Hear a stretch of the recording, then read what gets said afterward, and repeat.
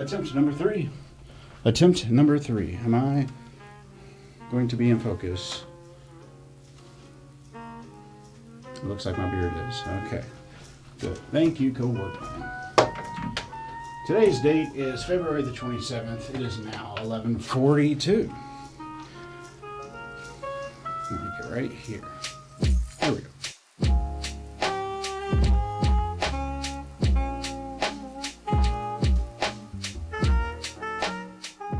Well, hello there. This is Shane from Shane's Reviews, and I hope you're having a great day today.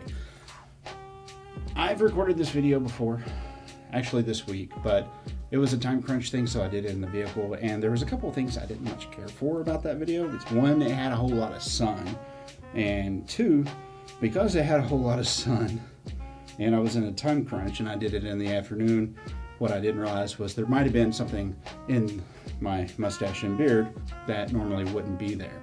Today we're going to be talking about Peter Clines' Dead Man Can't Complain and Other Short Stories, which was narrated by Ray Porter and Ralph Lister. Got it. I really like this story, and it wasn't just a story. Of course, it was a collection of stories, and there's a lot of characters that were in previous stories and books that Peter Clines has wrote that has made their way into this collection, which is kind of cool to see. Now, Vash makes a couple of appearances. I'm probably always going to call her Vash because she herself as a character has said that there's no way you will ever pronounce my name correctly, so I gave up. But in the audio readings, she's referred to as Vash instead of Ash.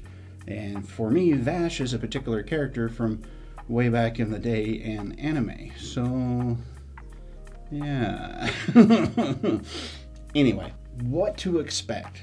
Is this book worth your time, efforts, and energies and money? If you've never read Peter Clines before, yes, it most certainly is, in my humble opinion. And I think that you may agree. Way back in the day, I used to read a lot of horror books, and I was a big fan of Stephen King. I was a big fan of Clive Barker. And there was this short story collection that Clive Barker had come out with. And inside of that was a story by the name of Cabal. And that was just a phenomenal story. And some of the elements inside of these short stories that Peter Clines has let loose kind of makes me think back to the glory days of horror. Now, I don't know if it's because I've matured, the world has moved on, become a lot more gritty than what it used to be. Even though from a technological standpoint and statistical standpoint, we're in a better place than we've ever been before, I don't know how that really translates from paper to reality. That's a dilemma for somebody else to discuss, not here on a review channel. So, yes, I really do think that this book is worth your time, efforts, and energy. The main reason is because of the enjoyment factor, because it really surprised me. Now, granted, Peter Clines has got his own little way of telling a story, and it's very apt. It's very good. It really performs well in most everything that I've read from the gentleman. Again, there's that one that shall not be named in a series I haven't looked into because it's just not my forte, but I'm sure that the story elements and the way that he wrote the stories, of course, is going to have his voice, and that it will probably apply to that as well, which is probably why he tried to do that in the first place and mixing this audience to this audience. Smack. But some of us were like, no, not interested in that. So instead of going on and making a book out of something that's really not book worthy, not that it isn't worthy to be read, just that it's not enough material, these short stories are gold. I really enjoyed them. Actually, I think the last time that I enjoyed something like this was whenever I was reading Stephen King's book on writing. It's a very decent, very good book. It's filled with examples of literature and writing in his growing up, and it's a decent read.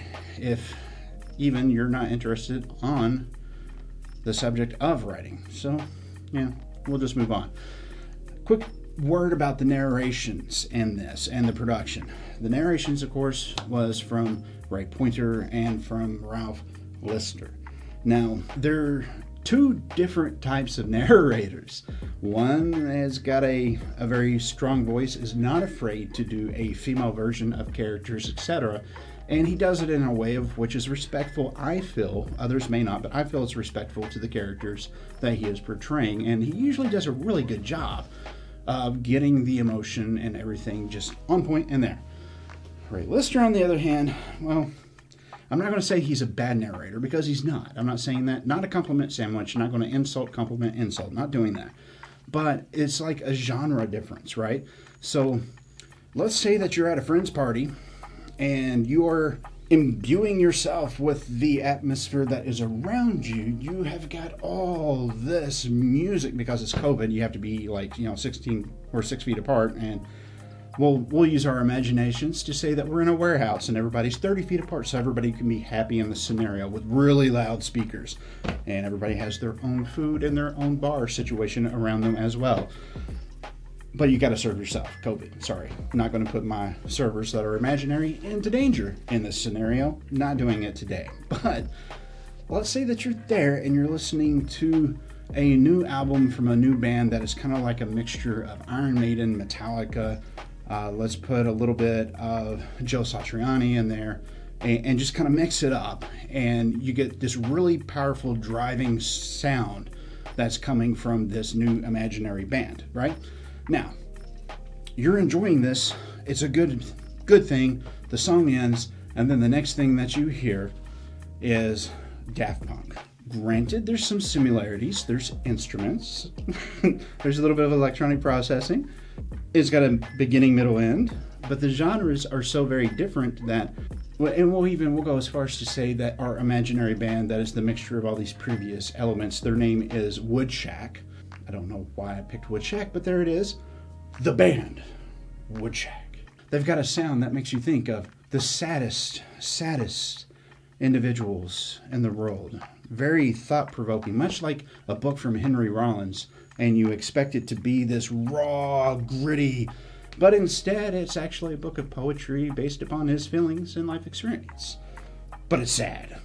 You've got that with let's throw some death metal type sound and industrial type stuff. So that's the feel that we get from this imaginary band by the name of Woodshack. And then Daft Punk plays. They're so completely different. It would be, you can see the similarities. You can move over. You can mentally do the gymnastics to go from genre A to genre B. But in the audio world scenario, it's a little different than that. And the reason why for me is that Ray Porter's got this tonality, this definite, and the way that he does it is it's there. There's no arguing, it's him reading. Same thing with Scott Breck. But Ray Lister, on the other hand, was such a 270-degree turn from what I was going on my path that it really threw me for a loop every time it happened. And it doesn't happen very often. It didn't take me out of the literature. It was just slam your brakes. Oh my God, what just happened? Oh, okay, same book. There's no malfunction because, let's be honest, the Audible app here lately has not been the most dependable thing whenever it comes to Android devices. Yes.